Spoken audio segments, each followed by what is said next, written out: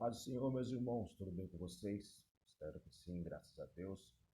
E hoje vamos a mais uma aula, né, do nosso curso de preparatório de obreiros. Já peço desculpas aos irmãos que hoje eu estou fazendo essa aula aqui pelo celular, porque está corrido mexer pelo computador e gravar por lá. Então hoje eu estou gravando pelo celular, então vai ficar meio que balançando um pouco, né? Mas, amém. Vamos lá, hoje eu vou falar sobre a vergonha de um obreiro, né? Então, o que nós temos sobre esse assunto aqui? Um obreiro de Deus não deve ter vergonha ou não deve ter que se vergonhar. Mas não é isso que acontece na prática. Por quê? Nós, obreiros, temos de nos vergonhar de muitas coisas.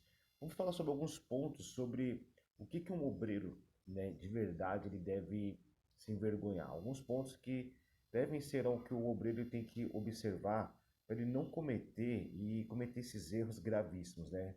Então, olha só, primeiro ponto, né? De verdade, de ver pregadores cobrando alto para pagar o que recebemos de graça por Deus.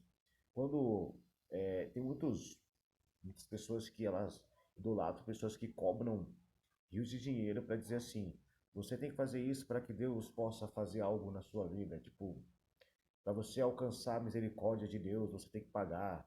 Você tem que fazer isso para você alcançar a bênção de Deus que vai proteger. Não existe isso. Isso é a graça de Deus sobre nossas vidas. A salvação, principalmente, é a graça de Deus sobre nossas vidas. Temos que entender uma coisa: o que nos prospera é ser fiéis nos dízimos e nas ofertas. Isso nos prospera. Isso nos torna abençoado financeiramente e próspero também. Mas não quer dizer que isso é o motivo de você ser salvo. Não quer dizer porque você faz essas benevolências que você vai ser salvo. Tem obreiro que ele acha que ele é obreiro porque ele coopera financeiramente. Não é só por isso, é porque temos um chamado também, temos uma direção de Deus que nos coloca. Então, temos que nos envergonhar quando vemos pessoas cobrando de forma descarada, usando o altar do Senhor para fazer coisas desse tipo, desse nível. Não podemos, de forma alguma, aceitar isso. Outro ponto que devemos nos envergonhar é de ver obreiros brigando com outros obreiros por causa de dinheiro, de membros e de regiões geográficas. Como assim, pastor? Simples. Tem obreiro que gosta de ficar brigando por causa de contextos financeiros, ou até mesmo por membro, não, porque esse membro aqui, ele gosta de mim, ele não gosta de você. Esse membro aqui, ele procura eu, não procura você, porque eu sou melhor que você, porque eu faço mais que você, porque nessa região aqui é eu que determino, porque naquela região ali é você que determina. Então cada um tem a sua região para poder trabalhar. Você não pode querer vir na minha região. Um exemplo disso, você é de Paulo, você é de Apolo, você é de Pedro, de quem você é? Somos todos de Jesus Cristo. Somos todos obreiro de Jesus Cristo. Não somos obreiro de A ou de B, somos obreiros da seara do Senhor. Então temos que nos envergonhar quando esse tipo de coisa acontece. Temos que ter repúdio quando esse tipo de situações acontecem. Por quê? Porque o obreiro que aprova isso, o obreiro que dá continuidade com isso, é um obreiro que não entendeu a função de obreiro. Quando eu falo obreiro, não é o cooperador da igreja, é o cooperador, é o obreiro, é o diácono, é o presbítero, é o pastor, é o bispo, quem seja a pessoa. Quando aplaude essas situações, ela está indo totalmente contra a palavra do Senhor. E, principalmente, essa pessoa está indo a uma forma de levar a igreja a uma destruição e uma divisão dentro do próprio ministério. Então, não podemos aceitar isso de forma alguma. Temos que nos envergonhar de situações e repreender pessoas que têm esse tipo de atitude. Outro ponto, de ver obreiros que deveriam agir com transparência, usarem o dinheiro sagrado de dízimos e ofertas que o povo de Deus dá para a obra de Deus, para uso próprio, comprando mansões, viajando de primeira classe para pregar e comprando até jatinhos de milhões de dólares.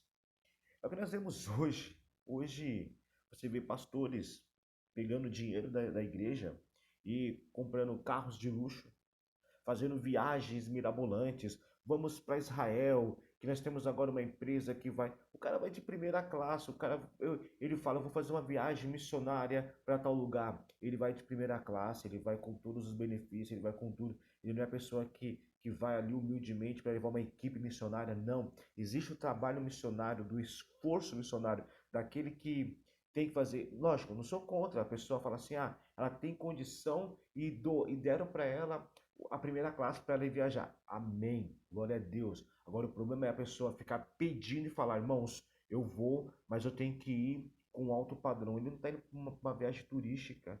Ele não está indo fazer algo para benefício próprio, para o reino de Deus. Então ele tem que ir com as condições que ele tem. Ele não tem que ficar usando do reino para benefício próprio. Tem pastores que falam, nossa, eu vou pregar o evangelho. Na onde? Na Disney. Aí você vê esses pastores na Disney, em Nova York, em Paris, dando viagens turísticas pela Europa. E aí você fica pensando, com que condições? E como que tá a igreja deles? Como que tá o povo deles? Será que tem gente lá tão necessitada que tá dando tudo que tem para esses caras ficarem fazendo isso? Um obreiro de verdade, ele tem que se envergonhar disso.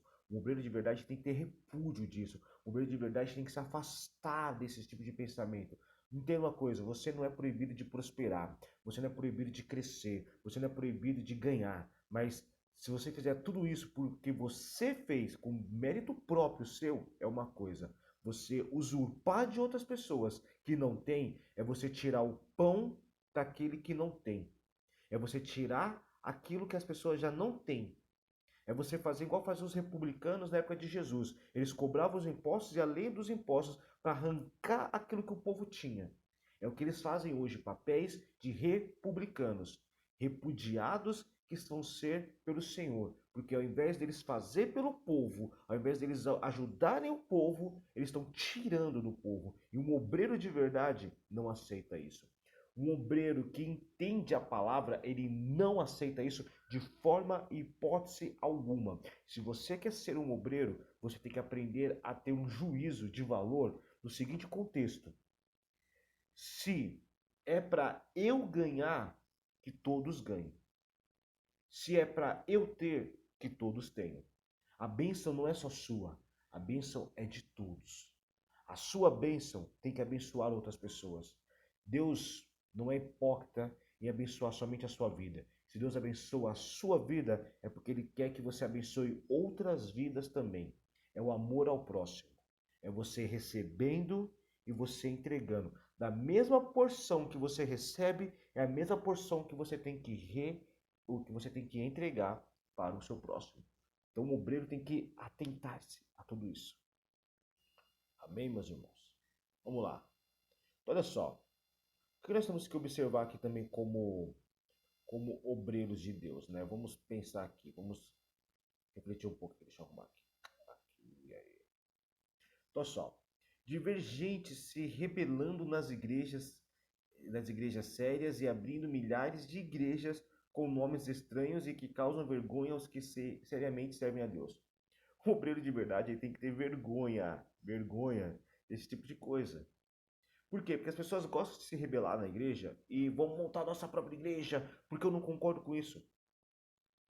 Você não concorda com o quê? Porque se você se tornou um obreiro e aprendeu, é porque ali você aprendeu alguma coisa. E hoje você não concorda, ou hoje você tem interesses que querem te levar a outros caminhos. Fala, por exemplo, próprio, estou dentro da igreja, músico da igreja, fui obreiro, fui diácono, fui presbítero, pastor hoje na igreja. Você vem falar assim, por que uma igreja? Por que eu vou abrir uma igreja se já tem uma igreja que existe e eu estou dentro dela? Para que fazer algo a mais se eu já estou lá dentro? Acho que o ideal seria eu falar, vamos trazer mais pessoas para a nossa igreja, vamos, vamos resgatar mais vidas lá fora e trazer para o receio, o recanto da igreja, né? Para a seara, para o aprisco de Jesus. Isso sim, isso eu concordo. Agora, ver obreiros montando grupos, saindo para abrir igrejas com nome estranho, com movimento estranho, para conseguir fazer coisas estranhas, Cuidado com isso. Você é um obreiro. Por que esse curso de preparatório de obreiro tem como princípio? Te alertar de uma coisa. Deus, ele não se compadece, ou ele não tem de ato de misericórdia com rebeldes. E rebeldia não é você bater o pezinho e falar, eu não concordo. Rebeldia é você movimentar pessoas contra a obra e o agir de Deus. Ah, mas Deus me deu um chamado na minha vida. Amém, irmão. Eu espero o chamado de Deus na sua vida se confirmar de forma limpa e concreta. Nada de você querer dar golpe nos outros. Você é um obreiro do Senhor. Você está sendo preparado para uma coisa, para você ser servo de Jesus. Então, o servo de Jesus não derruba a igreja. Servo de Jesus não fecha portas de igreja. Servo de Jesus não leva ovelhas de um aprisco para outro. Servo de Jesus traz ovelhas perdidas para dentro do aprisco. Amém? Isso é um lema. O servo de Jesus, ele traz ovelhas para o aprisco. Ele não pega ovelha de apriscos e fica trazendo para o dele. Isso é um sinal de um obreiro. O obreiro, ele é como pescador, ele vai no mar e ele pesca e traz. O que Jesus disse para Pedro: te farei pescadores de homens. Vai ao mar e pesca. É muito fácil você pescar num pesqueiro, onde tem centenas de peixes. Porque você tem que ir num rio ou no mar, pescar e esperar horas para conseguir pegar o seu peixe que vai alimentar. Ali você pesca aquelas almas que vai trazer para a sua igreja, para Jesus alimentar a vida delas que estão com fome e sede de justiça. Outro ponto é que temos que nos envergonhar como obreiros, de ver no ministério musical das igrejas verdadeiras paraquedistas espirituais. Isso aqui, nossa, é o perigo.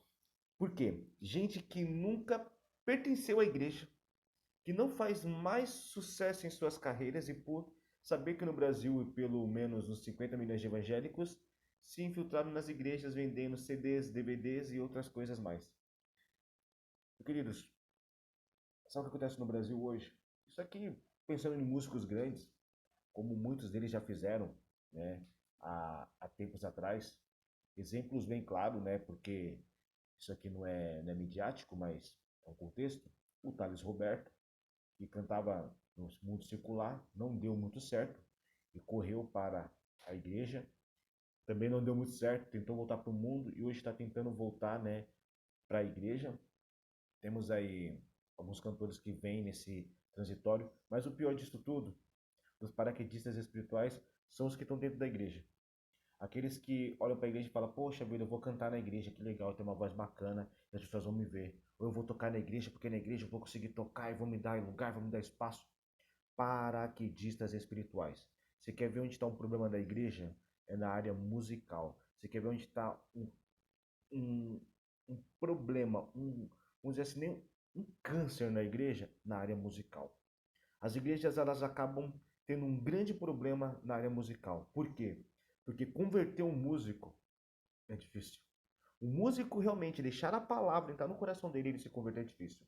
Um ministro de louvor, um músico, um cantor, um ministro, deixar ele se converter, deixar Jesus converter a vida dele, é difícil. Sabe por quê? Porque é um processo que engloba o egocentrismo. As pessoas não conseguem entender uma coisa, que Lúcifer, ele era regente de um coral. Lúcifer, ele era regente da terça parte dos anjos no céu. Ele tinha um imenso coral onde ele louvava, onde ele cantava, onde ele regia, onde esses anjos faziam tudo isso. E aonde ele atua principalmente dentro da igreja, na área do louvor. Porque o louvor é uma área da igreja aberta para o altar. O louvor é uma área da igreja aberta para o púlpito. E é onde muitos deles conseguem esse espaço da destruição. É, é simples você começar a observar nas igrejas, em qualquer lugar. O músico, quando termina o louvor, para onde ele vai? O cantor, quando termina o louvor, para onde ele vai? O ministro, quando termina o louvor, para onde ele vai? O que eles fazem quando eles terminam o momento da cantoria deles? O que faz quando termina o momento do barulho deles? O momento do movimento deles? É aquele movimento, o worship, né? O adoração, o Pentecoste, o movimento. Depois disso tudo, para onde eles vão? Eles sentam lá, pegam a Bíblia e acompanham a palavra, a ministração, eles levantam suas mãos em oração e continuam orando pela igreja, continuam intercedendo pelo povo de Deus, raros são esses. Pouquíssimos são esses. Eu falo por experiência própria. Eu, por muitos anos, tocando na igreja, terminava o louvor, eu ia para a porta da igreja, ficava lá na porta da igreja, eu ficava lá no fundo, pensando na vida, fazendo outras coisas. Nem prestava atenção em palavra, em oração, em nada. Eu pensava assim, será que a gente vai tocar de novo? Será que vai ter mais louvor para poder tocar hoje? Porque a preocupação não estava no reino. A preocupação estava em mim. E isso são os paraquedistas espirituais. A maioria desses músicos, eles caem. E eles caem e levam a igreja também a cair, porque é a imagem da igreja. Então a gente tem que tomar muito cuidado com isso. Temos que ter vergonha desse tipo de atitude. Vergonhas de pessoas que vão na igreja somente para poder cantar, tocar e se aparecer. Esse tipo de pessoa a gente tem que olhar e falar, irmão, senta aqui, ouve a palavra. Irmão, senta aqui, vamos orar. É muito bacana você ver pessoas gostarem de ministrar louvor, de tocar na igreja, de cantar na igreja, mas que não oram nos cursos de orações, que não participam de consagrações, que não jejuam, que não leem a palavra. E tudo que sabem é porque viram no YouTube, decoraram e ficam reproduzindo. Mas não tem conhecimento e intimidade. Um obreiro, um músico, que seja, ele tem que ter conhecimento e intimidade com Deus, principal de tudo, em tudo, intimidade com o Pai. E ponto, por último, de verdade, na época de eleições, os púlpitos das igrejas serem usados por oportunistas que só querem o voto e nada têm com Deus e sua obra. Púlpito é lugar de pregador da palavra de Deus. Tem igreja que vende o púlpito para eleição. A minha igreja tem 1000 membros. Se meus 1000 membros votarem em você, o que você faz pela nossa igreja? Isso é vender o púlpito. E dar o púlpito para esses caras ficarem falando. E fiquem lá nos púlpitos também falando e falando. O púlpito é para falar da palavra de Deus. O altar é para falar da palavra de Deus. A igreja é para falar do reino de Deus. Não de política e nem de politicagem. Temos que repudiar. Porque hoje as igrejas, elas são vendidas à política. Hoje as igrejas são vendidas ao sistema econômico, ao sistema político, ao sistema estatal. Igreja não é ONG, igreja não é ação estatal, igreja não é empresa, igreja é um lugar de refúgio para as almas aflitas que querem encontrar Jesus. Isso é a igreja do Senhor. E como obreiros, nós temos que nos prontificar e retar a tudo isso. Meus irmãos, espero que vocês tenham gostado dessa aula de hoje. Ela foi um pouco mais extensa, mas o assunto era mais amplo, por isso que demoramos um pouco mais aí para ter essa aula, mas que vocês possam ser alcançados por Jesus e pela graça deles na graça dele na sua vida. Que o amor de Deus esteja com você e te vejo aqui na próxima aula. Um abraço e a paz do Senhor a todos. Tchau, tchau. Amém.